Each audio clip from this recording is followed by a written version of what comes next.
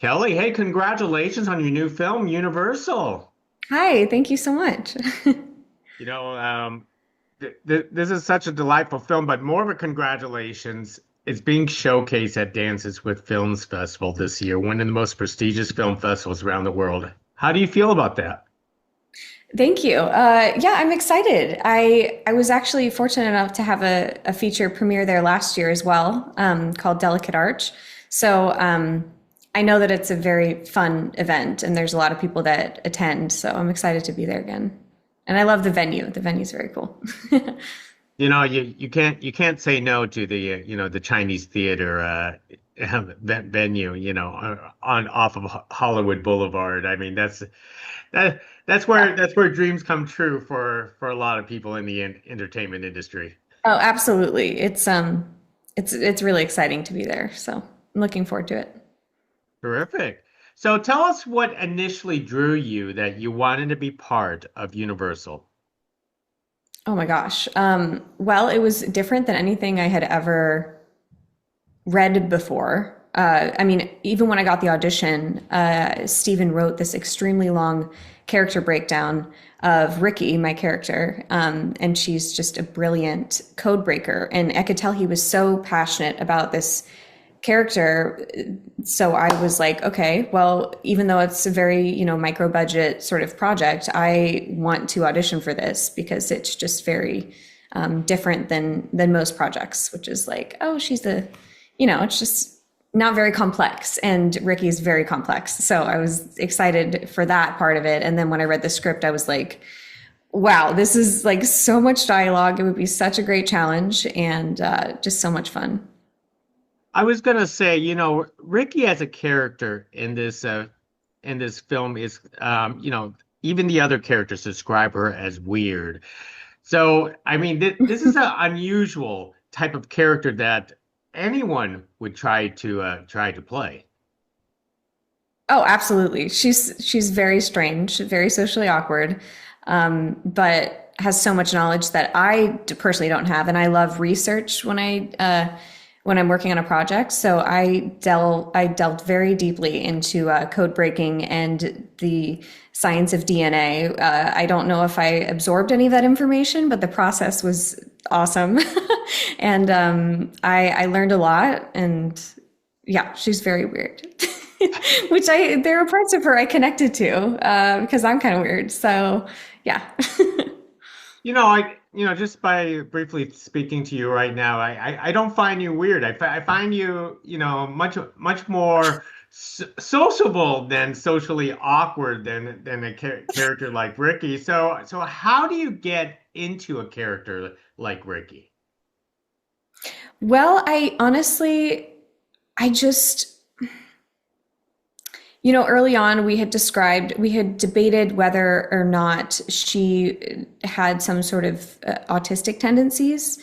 So I honestly just watched a lot of videos of autistic people, and I personally don't have anyone in my life who's autistic, and there's some shows I've watched about autistic people, and they're just brilliant. And even though they're socially awkward, they have all of these true feelings and passions for things that they just can't communicate as well with people, especially when it comes to body language. So I leaned into that a lot. And I'm a nerd at heart, honestly. So I was like, okay, I can just let my nerd flag fly right now. Yeah. Yeah, when I was watching the film, I did actually get the sense of that Ricky prob possibly had some autistic qualities, but that must have been certainly a challenge for you though. Oh, for sure. I was actually really nervous about that part of it because Steven wasn't, I guess, he didn't care one way or the other if which way I went. We kind of worked with it on set, and sometimes he would be like give me a little less eye contact because I know eye contact can be hard for some people on the spectrum. And so it was kind of a balance, and we kind of just landed, I think, somewhere, where how you see her now. Now you said you did a little bit of preparation because you're a nerd by heart yourself. So tell us about that preparation into, code breaking in DNA because, this is a science lesson itself. And Yes. I can't imagine what kind of research you actually delved into or did, but I'm assuming you don't have to delve into that deeply. Well, okay, so I mean, I love delving as deep as I can. However, there's only a certain amount of time, obviously, before filming, and there's a point where you're doing all this research. I was trying to practice doing code breaking because I know with code breaking, it's all about finding patterns. And so I was trying to do that. And then I was like, okay, I can't sit here and try to actually break this code right now because this is just a waste of time at a certain point. So I did research on that. And then in terms of DNA, I was drawing DNA helixes and trying to understand each part of the DNA molecule. Just because for me, if I'm playing a character who's talking so confidently and intelligently about something, I need to at least understand it partially so that I can say it convincingly. Otherwise, I'm just faking it. So I did as much as I could before we filmed. We only had 8 days of filming, so I just it was a lot of repetition of the dialogue because I knew I needed to get the dialogue down, and I'm glad I did because I only had one take a lot of the time, especially that dinner scene when I have my huge just monologue. I'm just going on and on about capitalism. It was one take. I'm actually impressed that I want to say that you understood the dialogue that you are, putting out there. As much as I could.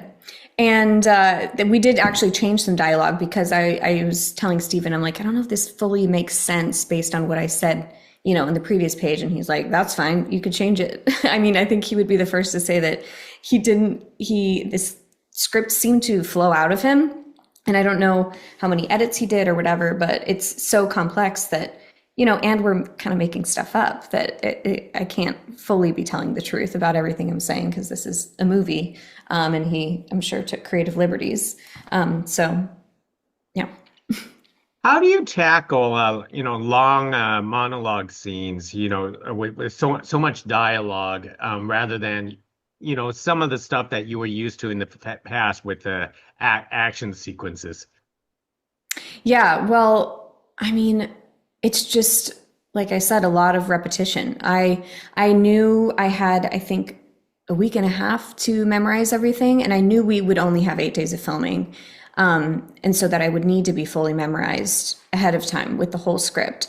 So I basically divided out how many days I would need for each set of pages. So I'm like, I need to memorize 13 pages this week, next week, and the week after. So I would focus on those pages, just repetition, repetition, and understanding it as well, which is why some of the dialogue changed. But yeah, just kind of calculating how many days I had to memorize each group of pages.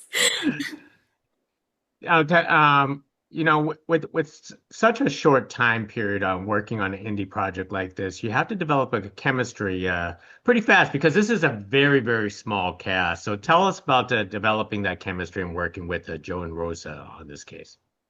Well, because they were in the UK and they flew out, I think the day before. I know Joe's flight got delayed or something, so we didn't have really any time to hang out together except for I think it was one evening. We stayed in the same Airbnb together, so we were able to build more chemistry as things went. And from what I remember, we filmed pretty chronologically, so it worked out because at the beginning the characters don't know who I am really. I mean, Joe does in a sense, not fully, but we did one Zoom read through of the full script before Stephen gave us a set of direction and notes, and that was it. And so we kind of just had to do it quickly, living together. I'm under the assumption that the Airbnb that you stayed at isn't the same place of the filming location of this cabin. No, but people did stay at that cabin, including Stephen. We only had 3 Airbnbs. So tell us where was this cabin and the enjoyment of being out there. I'm assuming it's like what out in the mountains somewhere possibly. Yeah, it was up in a little town called Pine Mountain Club, which I actually knew before because I have a family member who lives up there. So when he told me we were filming there, I was like, "Oh, I've been there before." So it was very familiar to me. But it's about an hour and a half outside of Los Angeles. Such a pretty little town and so quiet and peaceful. Just the amount of pine trees was insane. It was nice. We'd just walk out of our cabin and then walk up the hill a little bit, get a nice little fresh air workout in. Not really. It was like probably 40 steps to the other Airbnb where we filmed. It was lovely. It was. I mean, I was thinking I would see a bear, but we didn't, fortunately.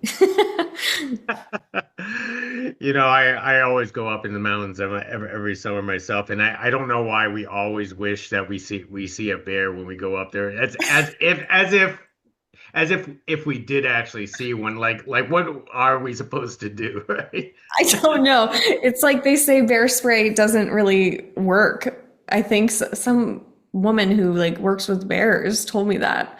I don't know, but yeah, what would we do? I guess it's some sort of primal biological instinct or something to want to see a bear and conquer it or something. I don't know.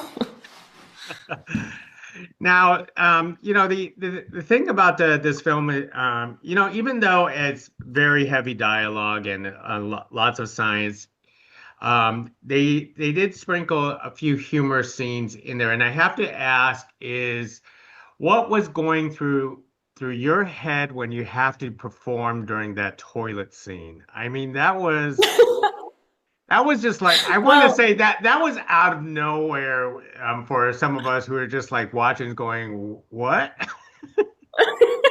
yeah, actually that's hilarious because when I was reading the script, I had the same feeling. I was like, "Wait, what?" But I loved it so much because I don't know, I think it's hilarious. I guess I like toilet humor. But when we were about to film it, Steven was like, "Should we just cut this scene? Should we cut it?" I'm like, "No, it's my favorite. I think it's so hilarious." I don't know, maybe that tonally it kind of isn't consistent, but we tried to sprinkle humor throughout, and I think Steven did a good job with that. So it's not just like a, diet, like, trying to listen to these people blabber on about science. So you have some sort of break. And I think that's kind of, it makes sense for Ricky's character, I think. I know, especially the fact that you have to act with the camera in the toilet or something like that, and hold a spatula in that scene. I Yep. mean, that's not saying that this is going to be the pinnacle of your career moment, but it is certainly a memorable scene for yourself. Well, I'm glad. I think it was very fun to film. I had a great time and I contributed to well, I don't know how much I contributed, but they made the spatula with the poop on it, and I thought it looked pretty good. I think I was like, add a little bit more chocolate chips and then we're good to go. Excellent, excellent. Now, truthfully, how much toast did you have to eat during that production? Oh my gosh. Well, fortunately, I love toast. I ate quite a lot and I was fine with it because who doesn't like toast? Well, then I'm glad your director was making sure that you were getting enough fiber in your diet throughout that entire Yes, production. right. Now, Kelly, tell us about your personal love for doing independent projects like this, because like Dances with Films is very known as an indie film festival, and Universal is truly, truly an indie film. Yes, it is. Um, I just find that I mean, I'm sure everyone says this because it's so true, is it feels like you have a family for a short period of time and it's so insulated, especially with such a tiny crew and cast that you just feel like you're on another planet while you're filming. It's like your focus is completely on the project. And when everybody is kind of feeling like they care about the story for whatever reason, whether it's just for fun or saying some sort of message, when everyone's like working toward the same goal with the same amount of effort, it's like an energy that you don't get any other way. For me as an actor, so and you just have more, I guess, say as an actor as well in terms of the story and the character. So it's just a wonderful experience, and I just love doing indie films so much. In contrast of like like projects that have money like Walking Dead or Chicago Med, do you feel there's much more attachment to like indie projects? What do you mean by more attachment? Like like like more rewarding. Mm, mm, I don't know. It's a different type of rewarding. I would say artistically, yes, more rewarding for an indie film, but the bigger budget projects, it's nice to make some money off of what you're passionate about every so often. And those, have more, you get more, I guess, reward in terms of finances.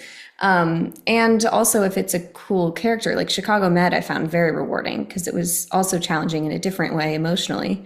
Um, and yeah, you just feel a little more disconnected, I think, from everybody because you're kind of, I mean, series regular is a different story. I haven't been a series regular on a project before yet, but you're kind of in and out, and it's just quicker. And even on The Walking Dead, I feel like with such a big cast like that, I barely interacted with the director, and it's the complete opposite, obviously with an indie film.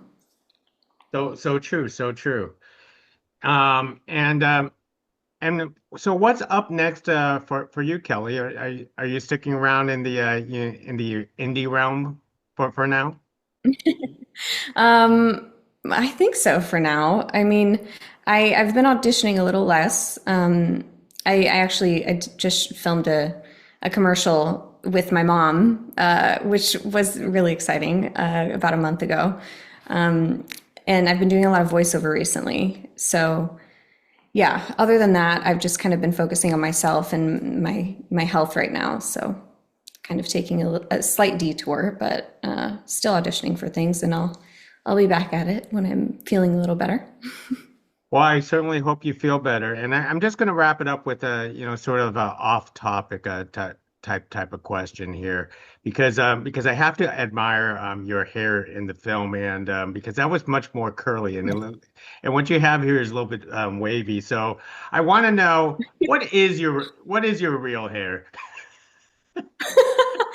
Oh, that's a great question. Well, honestly, my hair is curly, that curly. Well, that's a lie. She used a curling iron.